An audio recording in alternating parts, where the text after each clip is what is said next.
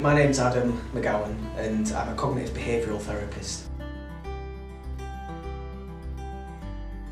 Anxiety, first of all, and the first thing that would need to be talked about is how natural it is, how it's just part of being a human being. You know, every single person on the planet has the ability to feel anxious. It's simply our sort of response to feeling under threat, or like there's danger, there's something that we're predicting something bad's going to happen. Therefore our body's response is to kind of prep us. It's like called the fight and flight, sometimes people have heard of that, where we basically, our body gets us prepped to fight something or to flight. Obviously as humans we don't fly, we run away, jump over fences and all that sort of thing, or just quite often avoid situations, don't go somewhere. It's quite an easy way to kind of like avoid the danger. So it's a really normal thing to have. And I think understanding that and understanding what the fight and flight is, like what happens to your body. Usually people will come to a session and say, you know, really struggling with panic attacks or anxiety, and they'll list all of the unpleasant side effects.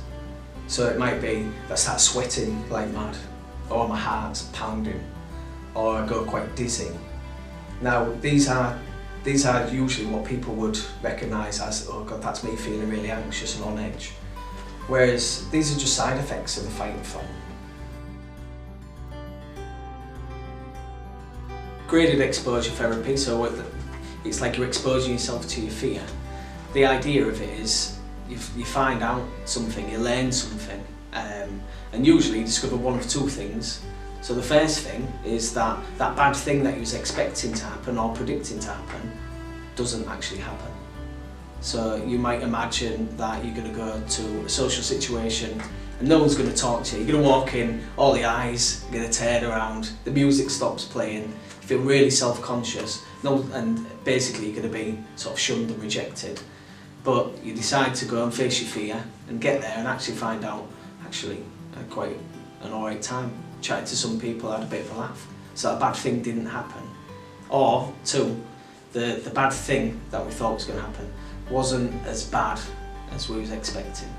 So we might go to an interview, job interview, where you feel like, God, you're going to forget your name, you're not going to be able to answer any questions, your mind's going to be blank, there's no point going for this because there'll be miles more better people that apply. And you go, feel anxious, struggle at first, but eventually it feels though, you know what, as it went on, I feel as though I was able to say a little bit more and really get myself a bit more across. So it was difficult, you know, and that bad thing of forgetting things did happen, but it wasn't as bad as I was expecting. The interviewers didn't send me out halfway through. They were kind, they were sort of like talking to me and helping me through it a bit. So it was some useful things to take from that. So graded exposure, you know, facing your fears, compared with avoiding, because if you avoid something, all you learn is, your body learns that you've averted a disaster, that you've dodged a bullet, and therefore next time you're in that situation, your body knows how to get you out of it. So it's almost like that relief. Every time you feel relief, maybe you go to get on a bus and you feel as though you're going to have a panic attack, which would be horrible to have on a bus. So you think, oh, stop this, and you let the bus go. Your body's almost rewarded, and it's like it reinforces this idea that something bad would have happened on that bus.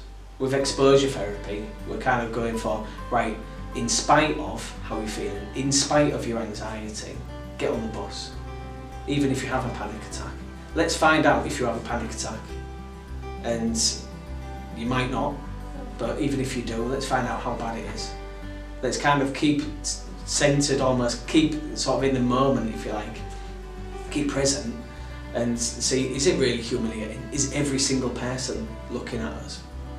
So it's really facing our fears, that even if something bad happens, I think we learn something from that, and we can start to build a bit of resilience. We can start to really kind of make some discoveries and build some confidence.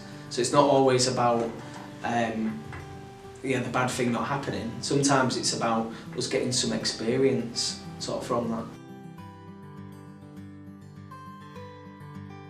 There's lots of things people will already do that when they feel anxious, that they feel as though manages their anxiety, but actually it's kind of like avoidance. So it's a bit tricky sometimes to think about what the quick tips are, because sometimes we're teaching someone to just avoid that anxiety. So imagine someone in a social situation who feels anxious, pulls the phone out, and instead of being where they are, they put their mind into the phone, and then suddenly they're in the internet. It might bring their anxiety down. It's like a coping strategy for that. But what it's actually doing is it's stopping them from like being in the situation, in that social scenario, and it's kind of preventing that exposure to what that fear might be. And we know what the sort of like outcome of that would be is they're less likely to be involved in the social situation. So it's, when you think about tips, I always think about what we're not looking to do to avoid anxiety. That's not a good tip, right? So if someone's socially anxious who avoids eye contact, maybe puts your earphones in and just tries to cope with a situation like that, all you're doing is you're trying to avoid and keep your anxiety down. So my tips are a bit more like, let's just embrace that anxiety. Let's just try and slowly, this is kind of like the graded thing, slowly let go of some of the things that we do to try and keep us feeling alright, and just enable the chance for us to see what really happens.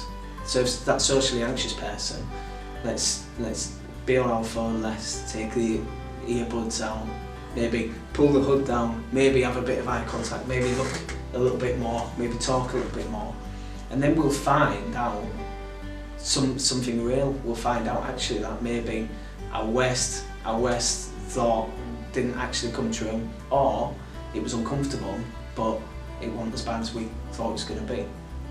You know, we naturally. So I would a huge tip is staying with the situation, appreciating that, you know, as long as it's physically safe, right, and we're not in any danger, staying with that situation will, I think, generally, will learn something, and it will only ever improve our resilience to anxiety. And what you start to learn, instead of your body being rewarded for avoidance, we keep our body in there, and it's almost like your brain saying, body, stay with me. I'm going to show you actually that there's nothing to be scared of. The longer we stay there, and as anxiety comes down naturally, rather than us avoiding something, your body's like, oh, actually it's not too bad. And after about 25 minutes, kind of like a bit of rule of thumb, can take some people an hour or more, but usually after about 20 minutes, 25 minutes, anxiety starts to come down and we start to feel more relaxed. So if you are in a job interview that lasts, you know, half a day, it's a group thing, what you'll notice is you start to feel a bit more comfortable. If you go to a party, feel really self-conscious, and you leave within 20 minutes, you're never going to discover that actually if you stay past that 20 minutes, your self-consciousness starts to reduce. And I guess one tip for that sort of anxiety is, instead of being self-conscious, like be people-conscious. Not as in like you're proper like, you know, real hyper-vigilant, but as in just take in your environment and take in what people are saying. Be present. That's probably like the best tip, because you're not trying to get rid of anxiety then.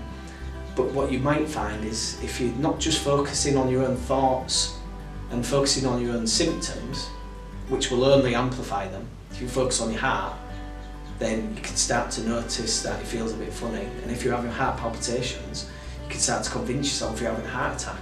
You know, so focusing outside of yourself will kind of show you what's really going on, and maybe a bit of side effect is, quite helpfully, your anxiety comes down a little bit.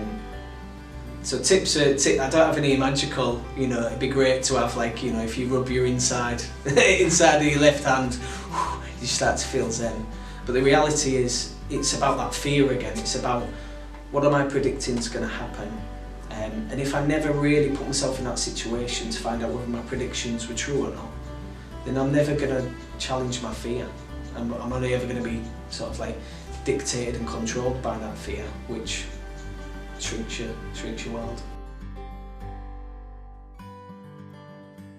So if you want to talk to someone one-to-one, want that talking therapy, the best thing to do is probably self-refer to Let's Talk if you're living within Hull, or you can go to see your GP as well. GP could refer you to Let's Talk, or they might talk about medication or anything like that.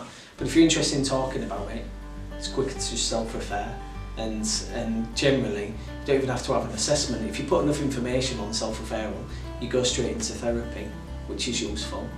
But not everyone wants to kind of access that one-to-one talking therapy. I would always say, support-wise, it's important to talk to someone you trust. You know, it's not always the person closest to you, because sometimes they're the most judgmental, aren't they? And they might say, oh, don't be daft, or, you know, what are you thinking that for? Talk to someone who you know is gonna listen. You can learn quite a lot about anxiety. Be careful where you learn it from, kind of like on the internet, and any quick fixes and things like that. But I think if we do learn more about what symptoms are and why they happen, and learn more about actually people's maybe experience of it, then, like I said before, knowledge is power, and understanding ourselves is a useful way of having that. I would also say there's loads of different things you can do as well. If you're struggling with anxiety, and maybe naturally some people just have more anxiety than others, I think it's important to engage with meaningful activity as well. You know, that could be, it's different for everyone in it. You know, if you're a gamer, you know, that gaming community could be really important. Whereas actually you might be really keen to go on walks or cycle, whatever it is. That meaningful activity is what life's about. And certainly it's time to get support if your anxiety is getting in the way of those meaningful activities, or the things you've always wanted to do. What we tend to find is, if you're just focusing on getting rid of anxiety, we kind of forget why. Like, why am I getting on a bus? Why am I going to this interview? Why am I going to this social situation that's making me feel like awful? It's making me feel sick. If we just focus on getting rid of anxiety, we lose that motivation. If we remember why we're putting ourselves through it, because actually I want to feel relaxed and able to sort of like be with my friends. I want a job doing something that I'm really interested in it, or I want to do this course because I want to study. All these different things. If we remember why we're putting ourselves through it, the meaning of it, then we can remind ourselves of that, and it acts as great motivation for that time when you feel as though your head's going to fall off because you're having such a panic attack. You remember, actually, I'm doing this, I'm staying in this situation because this is what I want. Because long term, I want my comfort zone to expand. I want my world to be unrestricted. I want to be able to do the stuff I want, and to almost be the person you really are. Do you know what I mean? Rather than putting on a big charade of trying to please everyone or avoid stuff, you kind of want to just be who you are, and it only comes from experiencing that it's alright to be you. It takes a bit of time maybe, but yeah, figuring out why you want to do what you want to do is key.